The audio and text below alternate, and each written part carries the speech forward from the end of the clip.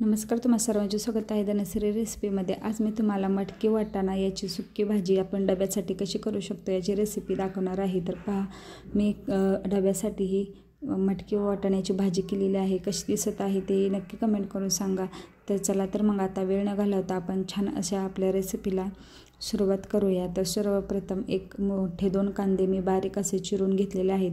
ते चांगले छान असे तेलावरती लाल रंग होईपर्यंत भाजायचे। त्यामध्ये चवीनुसार मीठ टाकून भाजून घ्यावे। त्यानंतर 1 चमचा आलं लसूण पेस्ट टाकून कढीपत्ता टाकलेला आहे। त्यानंतर हे छानपैकी मिक्स करून एक मोठा टोमॅटो बारीक असा चिरून घेतलेला आहे। टोमॅटो व कांदा हे छानपैकी असे परतले की त्यानंतर यामध्ये आपला घरगुती जो साठवणीचा मसाला आहे तो मी 1-1.5 चमचा टाकलेला आहे व त्यानंतर थोडीशी हळद व धने पावडर, घरी केलेली धने पावडर टाकलेली आहे। आता हे छान असे मसाले आपण परतून घेणार आहोत। त्यानंतर मी पाण्यामध्ये मटकी थोडीशी ठेवली होती, म्हणजे त्यावरची सर्व घाण अशा प्रकारे पाण्यावरती येते व जर आपली मटकी चिकट असेल ती धुवून हे आपण भाजीमध्ये टाकू शकतो व घाणही पाण्यावरती येते। तर पहा, आता मी ते सर्व मटकी व वाटाणा टाकलेला आहे व छानपैकी असा सर्व आता मसाला गेला असेल 5 मिनटं मिक्स करून घेणार आहोत। त्यानंतर यामध्ये पाणी ओतून ते शिजण्यासाठी ठेवावे। खूप जास्तही पाणी ओतायचं नाही व खूप कमी ओतायचं नाही, अगदी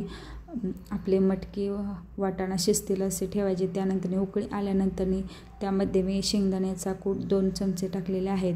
आता हे शिजण्यासाठी ठेवा, म्हणजे त्यातील सर्व पाणी पूर्णपणे हे होईल। तर तयार झालेली आहे आपली 10 ते 15 मिनिटानंतर चमचमीत अशी डब्यासाठी मटकी वाटाण्याची सुक्की व छान अशी भाजी। तुम्हाला जर रेसिपी कशी वाटली ते मला कमेंट करून नक्की सांगा व चॅनेलला सबस्क्राईब करा। धन्यवाद।